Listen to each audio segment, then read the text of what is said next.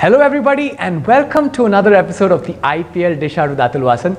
This is your host Kaushal Raj and today we're going to do something a little different. We've always spoken about what's happened in the IPL, but this week we're going to look ahead to what I'm calling the elimination weekend as we head towards the IPL playoffs. Just to recap the table for you and the fans, Sunrisers and CSK, they're far and ahead, they're good.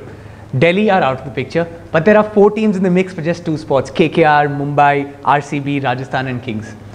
So it's going to be really tight. This particular weekend, 4 crunch games. Are you planning to watch all 4? First of all, I must say that generally when I go out and meet people, they always say, this is all stage managed. How tight it can be.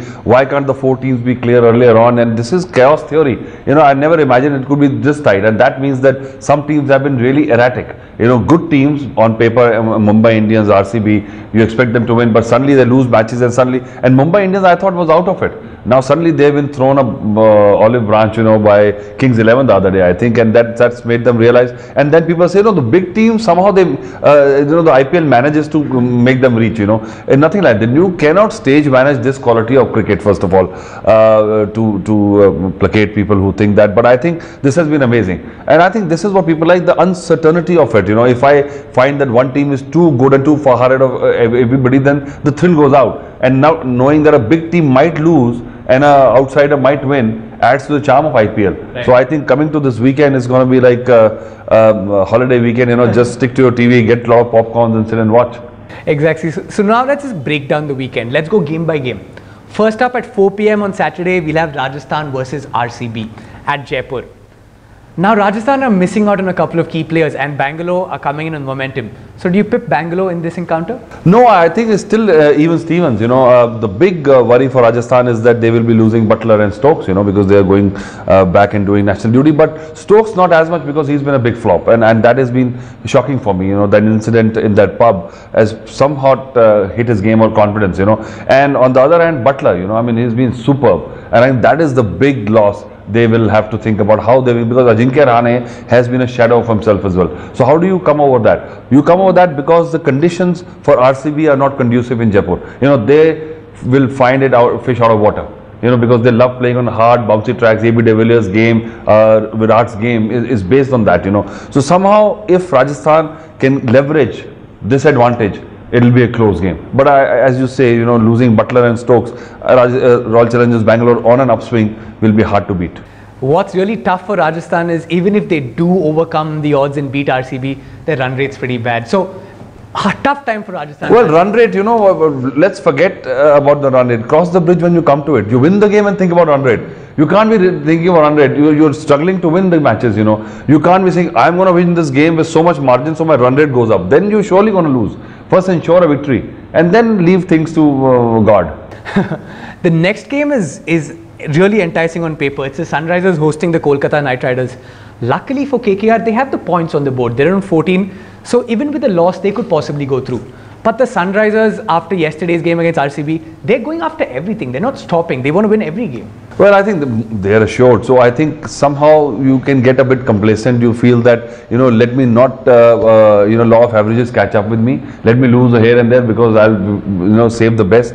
But then when the players go out in the middle, they'll try to do the best. Probably that edge as a team goes away when you are not in a win or lose situation, which KKR finds themselves. And I thought KKR earlier on will be a sure shot, and suddenly they lost few games. Suddenly the balance looks out. Andre Russell got injured. Sunil Narayan's effectiveness goes out of the window. Uthappa not making runs for them. Kuldeep Yadav has just come back, which is good news for them. So I think it's a lot of chaos going on, and I think this game KKR will take somehow, because of their do and die situation and somewhat the complacency factor for Sunrisers. If KKR does take this game, it makes things really interesting for Sunday because there's only one spot up for grabs, and a team that would like to seal that spot is the Mumbai Indians, who travel to Delhi at 4 PM on Sunday to take on the Daredevils.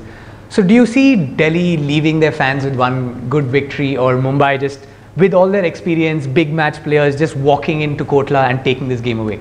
Again, when you got nothing to lose, you play your game fearlessly. And Rishabh Pant, again, he loves this stage, so I think that he's the danger man. He is the one guy who can take the game away. Glenn Maxwell, for me, has been a shocker.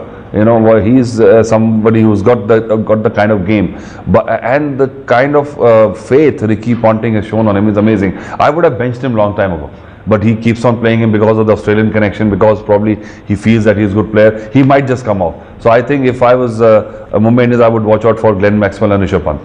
So now that you're mentioning it, players like Stokes and Maxwell who've been given the budget, I mean the big money they've made, how would you handle him if you were a coach personally? Would you bench him like you mentioned, or would you take them out for a talk, show them the faith that they possibly deserve? How would you deal with the situation? I would deal in a certain manner so that there is less pressure on the players. You know, I think IPL eventually will mature into something where I will give them a minimum guarantee fees, and I will build in a win bonus or a performance bonus, you know. Then you feel, you know, it's unfair on people judging players like Unadkat, you know, 12 crores, what has he done, Ben Stokes, you know. It's not that if they wanted 12 crores. It's the auction system that gave them 12 crores. But to placate everybody and make it more even, I would give them the big players get a fixed amount, and then there's a win bonus and performance bonus built into their money. So do well, make the runs, take the wickets, take the money. That's a great point, especially from leagues abroad. This is a big factor that motivates the players. So maybe going forward in the IPL, that's a great suggestion. Now let's look at the last game, which sees Chennai Super Kings. They played the first game, they're playing the last game, hosting the Kings 11, who have had a shocker. Their fans were really upbeat because the season, the way they started was sensational. Now they've lost 5 and 6, and how do you... how the fans will be really... Somewhat, yeah. I can't put my finger on it, but it's got to do with some kind of funny captaincy by Ashwin also. Sometimes his role has not been clear. Sometimes he's coming in at 3. He thought he was going to be all-rounder. Then he was not bowling in the power plays. Then he was bowling in the power plays.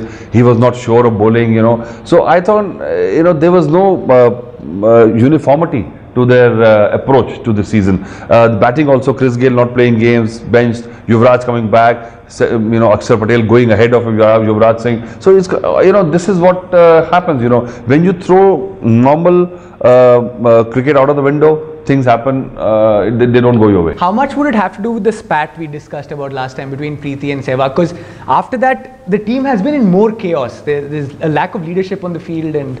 But that alleged spat, you know, if it ever happened, you know, you know where I stand. I told you last time, you know, Virendra Sehwag, if anything to do with cricket, he is the man who, if it says it's night, it's night, it's day, it's day. Preeti's got no business to poke her nose into it, who's playing and all.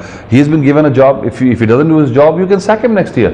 You know, you are the owner. So why just poke your nose and spoil? You know, too many cooks spoil the broth, as they say.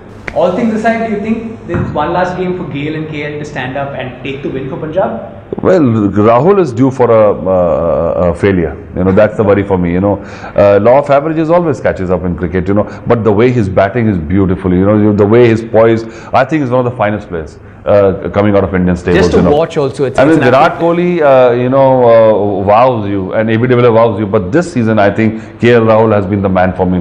The poise and the presence on the crease and the hitting has been superb. You know, so he's the one guy you would always bank. But what are the other guys doing, you know? I mean, Chris Gayle always is erratic, I told you, but he still managed to stitch up a good season, which I'm surprised. It's not going to happen. And as you could see the last game, the way he got out, I mean, his game is over. So he shouldn't be playing IPL next year. You know, for just his presence or just being a show pony, bring him. But on the field, I would not put him. Right, I think he'd fit in perfectly to the commentary box, and there's so many great people. It's fun. It's a game off the field also, which is great to watch. Speaking about KL, top run scorers, no surprise to see him there. 652 runs at a strike rate of 160. Other players in the list, Kane Williamson, Rishabh Pant, Joss Butler and Raidu. Kane Williamson striking at 140 this year, and... So what is that? So this is exactly my point, that proper cricketers are right up there. You know, Kane Williamson, KL Rahul are the examples. Ambati Raidu, I will still call her slam bang dime. Rishabh Pant, different kind of players. But Kane Williamson, top test player. KL Rahul, top test player. And doing so well in T20 shows that the way to this secret of this game is to get your game sorted, your technique sorted, and then you'll perform here, not the otherwise. And looking at the top bowlers, Punjab fans will be scratching their hair because Andrew Tye, 24 wickets. The closest is Hardik at 18, and his economy is not too bad either. It's under 8, which is not great, but it's not terrible. Like, I mean, no, it's perfect, because you know, if you see the average scores have been around 160, 170 marks. So if you're under 8, that means he is below the average and getting wickets. You know, if somebody is getting wickets and going for 9, I would say still doing a good job, because then you take wickets. But Andrew Tye, you know, when the auction was going around and a lot of people taking his name, I had not seen much of him. I had not heard much of his prowess, you know. But already the scouts knew what he was all about. You know, his slower one is beautiful. The first ball he bowled the other day with a slower one, knuckle ball, and got Evan Lewis out, showed that, you know, what confidence, you know, it was brilliant ball to bowl. So it shows that he is the quality bowler. He's going to do well for Australia. Yesterday, we saw AB de Villiers do something which belonged on the sets of the Avengers movie or anything we saw recently. Astonishing, close to one of the best catches you've seen in the IPL? I think so. And compared to Bolt catching Virat Kohli, I think this was amazing. And you know, look at the dynamics and the physics of it. Because the ball is going this way.